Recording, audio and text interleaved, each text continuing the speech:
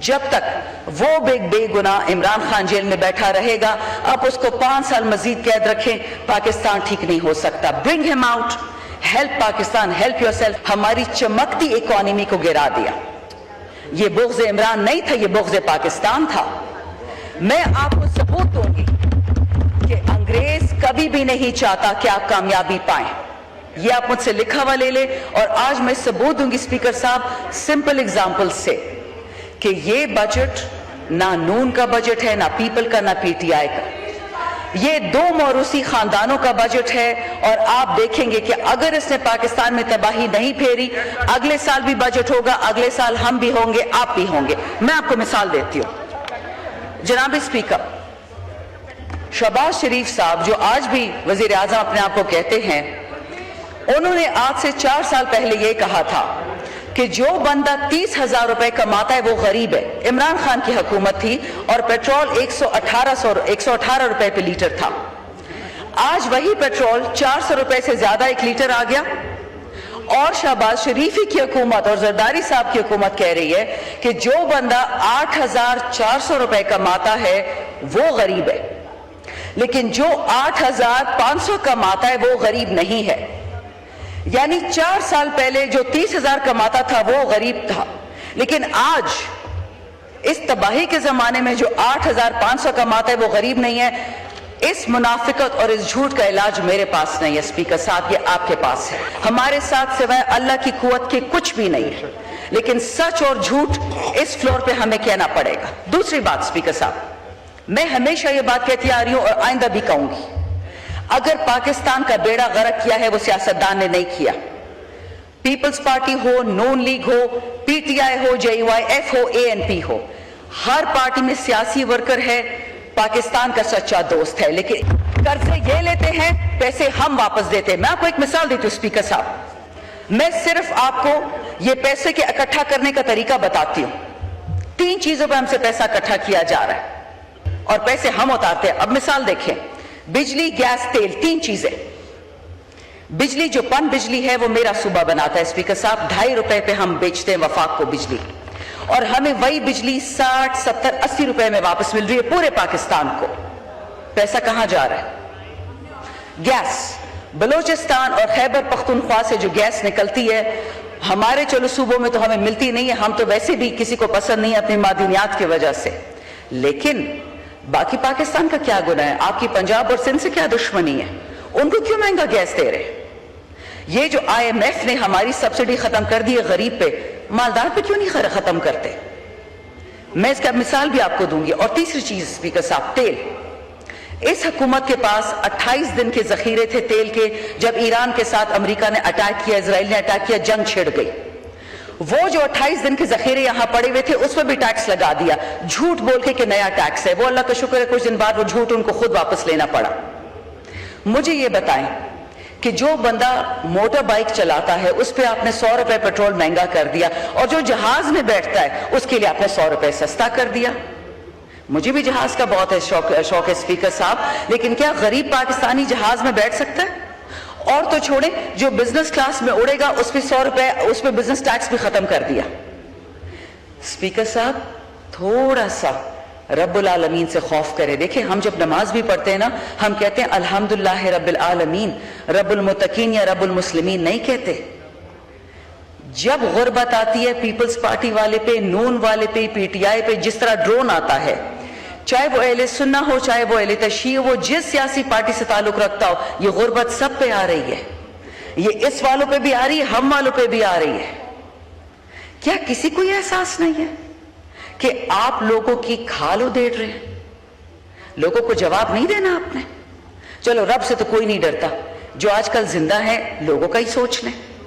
Speaker صاحب next point, اور سب سے یہ غم والی بات ہے، میں نے جو آپ کو بتایا پیٹرول کی بات. ہمارا جو آٹا، ہمارا جو گوشت یا جو انڈا یا دودھ یا جو بھی چیز ایک غریب کی خریدنے کی ہوتی ہے وہ جہازوں میں نہیں آتا، وہ انہی موٹر بائکس، ان چنچو، ان سزوکیوں پہ آتا ہے.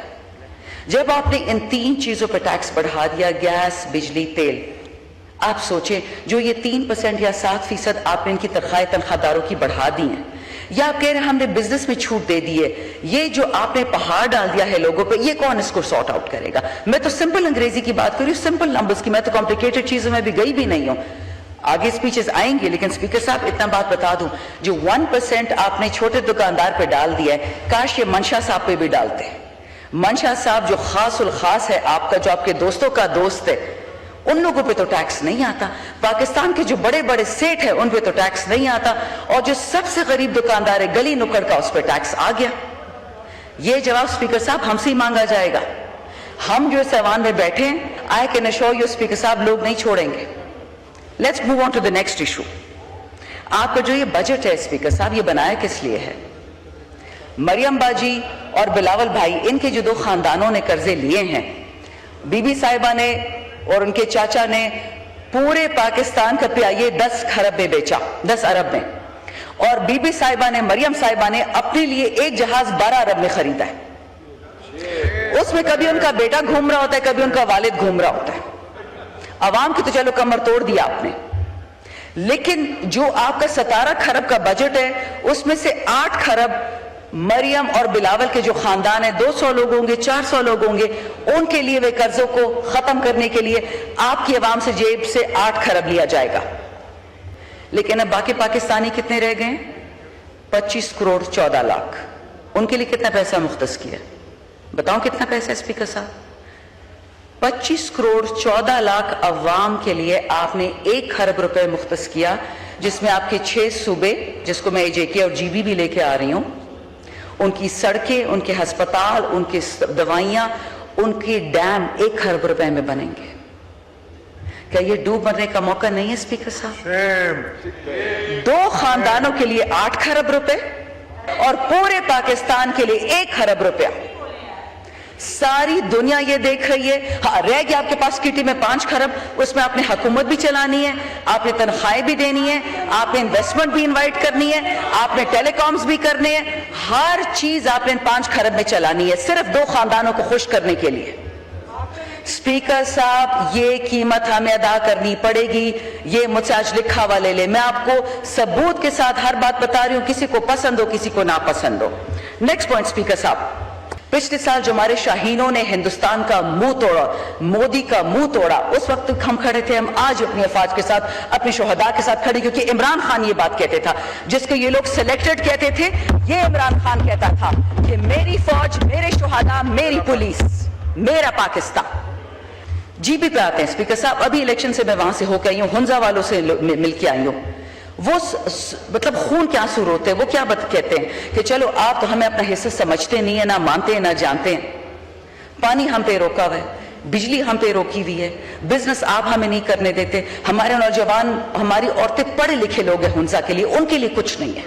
سست کا بارڈر بند کر دیا, ان کا بزنس جا کے راولپنڈی میں ڈال دیا. یہ کہاں کی عقل ہے؟ کیا پاکستان میں کسی کی کوئی حیثیت نہیں, کسی عوام کی؟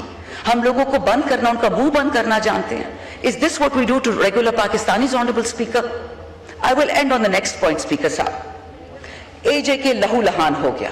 کوئی کہتا ہے 500 لوگ شہید ہوئے ہیں, کوئی کہتا ہے 500 زخمی ہوئے ہیں, مجھے ایگزیکٹ ڈیٹ نمبر نہیں پتا, لیکن جو لوگوں سے میری بات ہوتی ہے وہ ایک ہی گلہ کرتے ہیں کہ آپ کو امریکہ کے لیے, امریکہ کا وہ گندا ڈیفنس منسٹر پیٹ ہیگسیت کہتا ہے کہ it is not Shia Islam which is the enemy, it is not Sunni Islam which is the enemy, it is all of Islam which is an enemy. اس گندے ملک کے لیے آپ سالسی کر رہے ہیں ایران کے ساتھ, لیکن افغانستان کے لیے آپ سالسی نہیں کر سکتے. مسلمان ملک کے لیے, آزاد جموں کشمیر کے مسلمانوں کے لیے آپ سالسی نہیں کر سکتے. تب آپ کی زبان سمن بکم امین فہم لا یرجون ہو جاتی ہے. مسلمان آپ کو مسلمان نہیں لگتا. چلو پاکستانی کی تو کوئی اوقات نہیں ہے, مسلمان کی بھی کوئی اوقات نہیں ہے.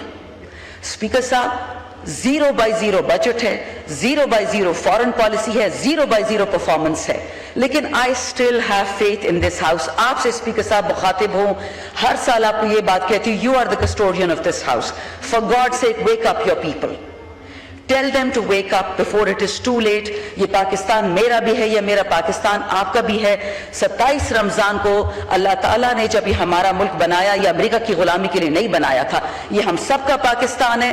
میں بار بار کہتی ہوں, یہ تمام سلوشنز سیاست سے نکلیں گے, مفاہمت سے نکلیں گے, سوچ سے نکلیں گے.